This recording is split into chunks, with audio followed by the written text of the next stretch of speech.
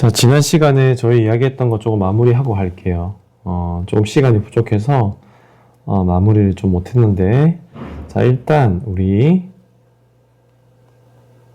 결산 회계 처리 이야기를 하고 있었는데, 자, 일단 보자. 여기 보시면 지난 시간에 집합손익으로 손익계정 마감까지 했었죠? 자, 재무상태표 계정들은요, 회계기간이 종료되더라도 12월 31일자가 지나더라도 잔액이 0이 안 되고 기말의 잔액이 차기로 이월된다. 자, 차기라는 거는 내년이죠? 내년으로 이월된다. 자, 그래서 영구계정, 실질계정이라고도 부릅니다. 자, 그래서 재무상태표의 계정들은 마감은 분계 없이 그냥 조결안에 차기 2월이라는 용어와 함께 기록을 하면 되는 거예요. 그럼 차기 2월 된 거는 내년도 뭐가 되겠어요? 기초값이 되겠죠. 그죠? 자, 이 뒤에 예시가 있으니까 볼게요. 자, 덕송 서비스에서 수정 후 시산표까지 이용해서 포괄손익계산서에 있는 거를 이제 마감 분계를 한다. 어떻게 하는지 봅시다. 자, 기존에는 매출이 2,700만 원이 있었어요. 그럼 당연히 매출은 수익이니까 여기 대변에 매출 2,700만 원이 있겠죠. 그죠? 계정해 보면 매출 계정해 보면 이렇게 있었을 거예요. 자, 요게 지금 없애줘야 되니까 여기 대변에 차변에 매출 2,700만 원 적고 임시 계정인 집합손익 2,700만 원을 이렇게 적게 되죠. 그죠?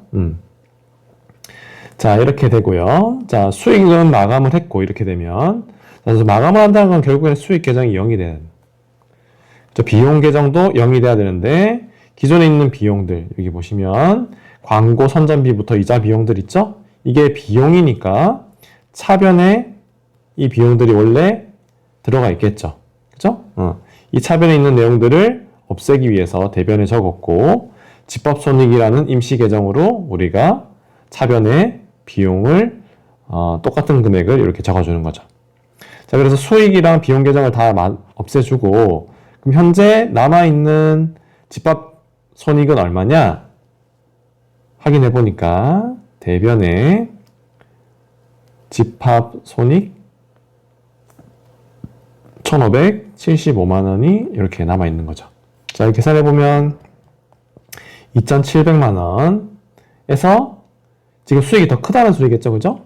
이 비용을 다 더해보면 얼마인가요? 계산해 봅시다. 100만 원, 200만 원, 550,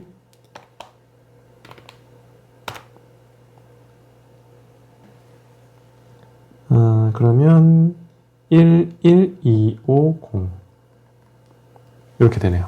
그죠? 그럼 이만큼을 빼주면 집합손익에 1,575만 원이 남아있겠죠.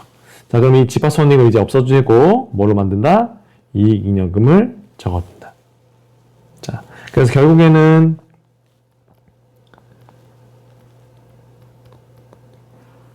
이 당기순이익이 이익잉여금으로 되는 과정에서 집합손익이라는 계정을 쓴 거죠. 그죠? 자, 그렇게 됐고 자, 이렇게 해서 손익계산서를 마감을 했고 재무상태표 마감은 따로 분계 처리는 하지 않고 여기 보시면 각각의 계정에 있는 여기 잔액 있죠? 잔액을 어디로 옮긴다? 다음 연도 초기값으로 이월한다. 이렇게 됩니다. 그래서 각 계정들을 다 이렇게 옮기는 거예요. 자, 그래서 정리를 하면, 자, 비용의 계정에 있는 모든 것들을 다 모아서 이 비용에 대한 잔액을 집합손익 계정에 넣고, 그 다음에 수익에서의 잔액을 여기 집합손익 계정에 넣으면, 만약에 수익이 더 크다면, 비용보다 수익이 더 크면 당기순이익이 발생할 거고, 그렇지 않으면 당기순 손실이 발생하겠죠. 그죠? 이렇게 되는 겁니다. 그래서 이 당기순이익은 결국에는 이익잉여금 계정으로 가서 기존에 있는 정기 2월 이익잉여금이라는 거는 재무상태표에 있는 거기 때문에 정기 2월값 1월 1일 기초값이 있겠죠.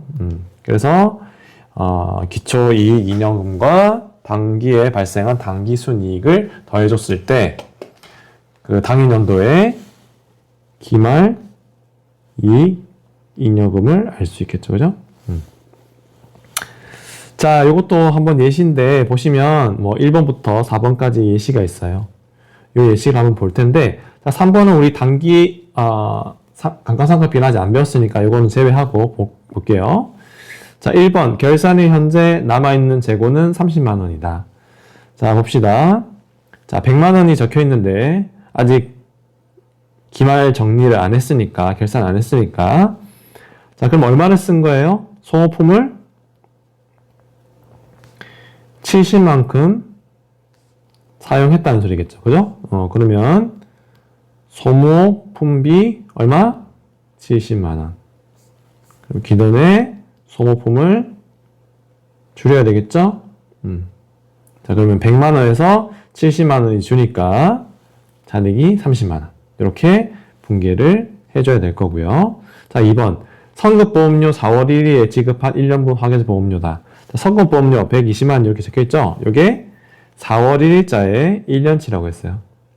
그러면 4월 1일부터 12월 31일까지의 비용만 뭐 해야 된다?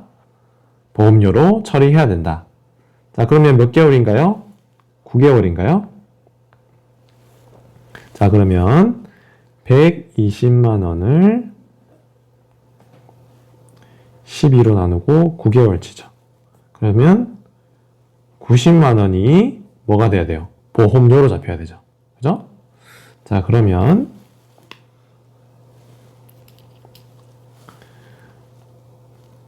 보험료 90만 원. 자, 그 대신에 뭐가 줄까요? 선급 보험료가 90만 원이 줄겠죠. 그죠? 자, 이렇게 회계 처리를 하면 되고. 마지막, 결산이 현재 발생했으나 아직 지급되지 않은 급여가 50만 원이다. 발생은 했으나 아직 지급되지 않은 급여. 자, 이건 뭐죠? 미지급 비용이죠? 그죠? 자, 그러면 미지급 비용. 발생은 했으나 지급은 안 한 거. 자, 뭐예요? 자산이에요? 부채예요? 자, 일단 급여로 50만 원의 비용이 발생하고 미지급 비용으로 50만 원 이렇게 해줘야 되겠죠. 자, 이거는 당연히 부채가 되겠죠. 그죠? 자, 이렇게 우리가 결산하면 되고, 수정 후 시산표도 한번 작성해 보시기 바랍니다. 자, 이 부분은 아까 봤던 재무상태표의 마감 절차에서 차기 1월 값이 여기 다음 연도 정기로 이월된다는 거 참고하시면 되고, 자, 회계순환을 요약하면, 자, 기중의 회계 처리는요, 거래 식별, 분계 전기, 수정 전 시산표까지고, 그 다음에 이제 결산 파트에서는 수정 분계하고 정기한 다음에 수정 후 시산표, 재무자표 작성, 정부 마감까지. 이 과정이 뭐다? 회계 순환 과정이다. 자, 여기까지 우리 마무리를 하고요. 자, 교재에 있는 문제 한번 풀어볼게요. 자, 어떤 문제를 풀어볼 거냐면 페이지 140페이지에 주관식 5번 문제. 자, 이거 한번 볼게요.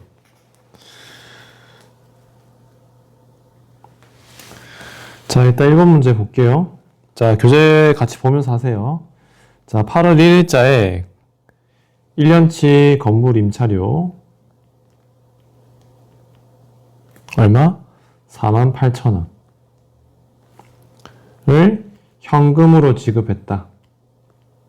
자, 근데 주의할 건 뭐예요? 전액 비용으로 처리했다고 되어 있죠. 자, 건물 임차료를 1년치를 8월 1일자에 냈어요. 자, 원래는 뭐예요? 성급 임차료 48,000원 이렇게 돼야 되잖아요. 자, 근데 이게 아니라 비용으로 잡았대요. 임차료 48,000원으로 잡았어요. 자, 그리고 대변은 뭐겠어요? 임차료를 뭘로 줬는데? 현금으로 줬죠. 자, 이렇게 됐어요. 자, 그럼 우리가 12월 31일자에 어떤 수정 분계를 해줘야 되냐? 결국에는 1년치 우리가 인식해야 되는 비용을 알면 되겠죠. 자, 그러면 8월 1일부터 12월 31일까지 몇 개월이에요? 8, 9, 10, 11, 12, 5개월이죠. 그러면 48,000원에 12분의 5겠죠. 그러면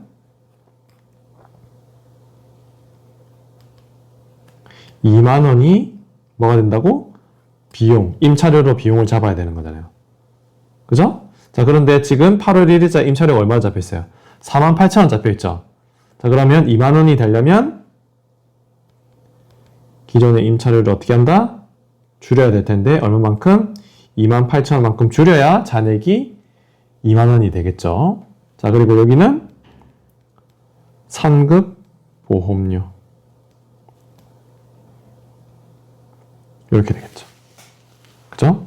자, 제가 수업 시간에 말씀드렸던 것처럼 문제에 따라서 성급 비용으로 잡아야 되는데 비용으로 잡거나 수익으로 잡아야 되는데 선수 수익으로 잡아야 되는데 수익으로 잡거나 뭐 이런 식의 문제가 꼬아서 나올 수 있어요. 그래서 이러한 부분 조금 주의해서 보시길 바랍니다. 자, 2번 소모품이 5,000원 현금 구매했고요. 그리고 소모품으로 인식을 했고 자산 항목으로 인식을 했고 미사용 분은 얼마? 2,000원이다. 자, 그러면 미사용분이 2,000원이니까 얼마만큼 쓴 거예요? 3,000원만큼 쓴 거죠. 자, 3,000원만큼 썼으니까 소모품비는 얼마? 3,000원. 기존에 있는 소모품이 줄겠죠? 3,000원. 자, 이렇게. 자, 요거는 쉽고. 자, 3번. 12월 31일자에 선급보험료 계정은 결산 수정 전에 잔액이 16,000원입니다. 자, 이 중에서 기간 미경과분이 얼마래요? 7,000원. 자, 그러면 얼마만큼의 지금 보험료가 발생한 걸까요? 16,000원이 7,000원이 되려면 얼마예요? 9,000원만큼 비용이 돼야 되겠죠. 자, 그러면 보험료 얼마? 9,000원만큼이 발생했고 그에 따른 선급 보험료가 9,000원만큼 줄겠죠. 그죠? 자, 그래서 기간 미경과분이라는 거는 아직 발생하지 않은 항목을 말합니다. 알겠죠? 자, 4번. 사무실을 임대하고요.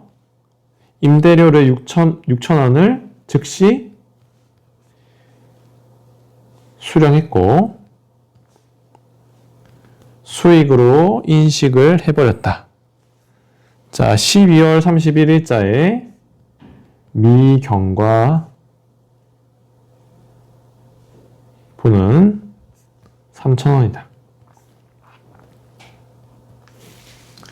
자, 그러면 3,000원만큼 지금 남아있으니까 3,000원만큼이 어떻게 되겠어요?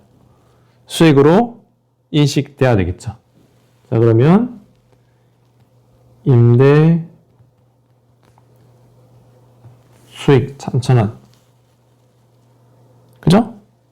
자, 그러면 이 임대할 즉시 이 할 때 우리가 6,000원을 수령을 했다고 했죠? 그죠?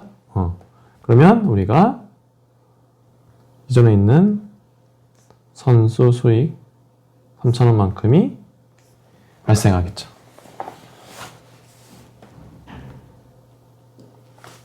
자, 여기 수익으로 인식했다고 했죠? 자, 그러면 현금을 6,000원 받았을 테고 이때 선수 수익이 아니라 수익 6,000원이겠죠. 그죠? 그럼 실제로 우리 경과보는 3,000원이잖아, 3,000원. 3,000원만큼만 수익이 발생해야 되잖아. 그러면 임대 수익이 3,000원만 발생해야 되니까 3,000원만큼 빼주고 남아있는 선수 수익을 3,000원만큼 잡아줘야 되겠죠. 그죠? 이렇게 되는 거다. 자, 5번. 5번은 뭐냐면요. 1년간 돈을 대여해줬는데 원금이랑 이자랑 같이 받기로 했대. 자, 그런데 12월 31일자에 경과 이자는 얼마? 1,000원이다. 자, 그러면 대여해줬고 내가 아직 못 받은 게 1,000원인 거죠. 그죠? 그러면 수익은 발생했는데 내가 못 받았어요. 미수, 이자 수익 1,000원. 이렇게 하면 되겠죠. 그죠? 자, 이렇게 해서 우리가 연습 문제까지 좀 풀어봤어요. 자, 혹시 이 문제 풀면서 잘 이해가 안 되는 친구들은 저한테 추가로 물어보시면 되고요. 자, 여기까지 해서 우리 회계순환 과정 리뷰하고 마치는 걸로 하겠습니다. 수고하셨습니다.